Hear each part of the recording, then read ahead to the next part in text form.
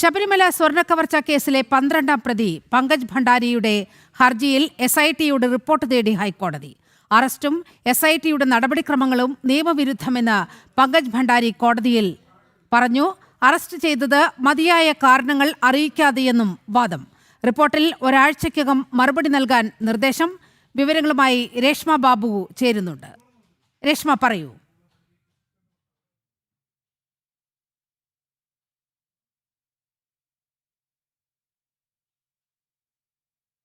രേഷ്മ, ഈ ശബരിമല സ്വർണ്ണക്കവർച്ച കേസിലെ 12ാം പ്രതി പങ്കജ് ഭണ്ഡാരിയുടെ ഹർജിയിൽ SITയുടെ റിപ്പോർട്ട് തേടിയിരിക്കുകയാണ് ഹൈക്കോടതി. എന്താണ് കോടതിയിൽ നടന്നത്?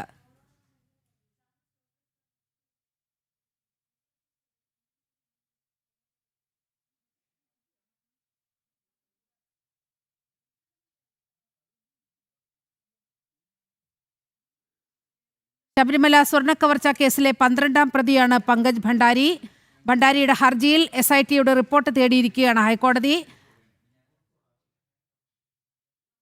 രേഷ്മ, പറയൂ, എന്താണ് കോടതിയിൽ ഉണ്ടായത്? ശബരിമല സ്വർണ്ണക്കവർച്ച കേസിലെ 12ാം പ്രതിയാണ് പങ്കജ് ഭണ്ഡാരി. അതായത് ഈ സ്മാർട്ട് ക്രിയേഷൻസിന്റെ CEO ആണ് പങ്കജ് ഭണ്ഡാരി.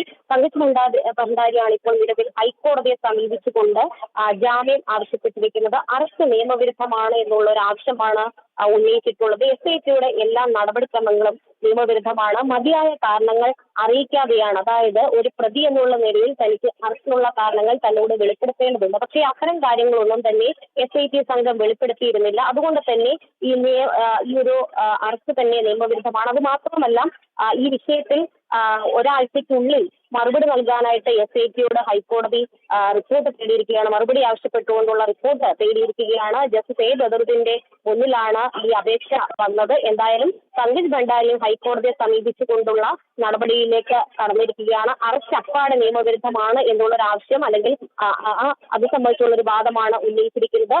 എല്ലാ നടപടിക്രമങ്ങളും ലംഘിച്ചുകൊണ്ട് തന്നെയാണ് SIT ഇത്തരത്തിൽ തന്നെ അറസ്റ്റ് ചെയ്തത്.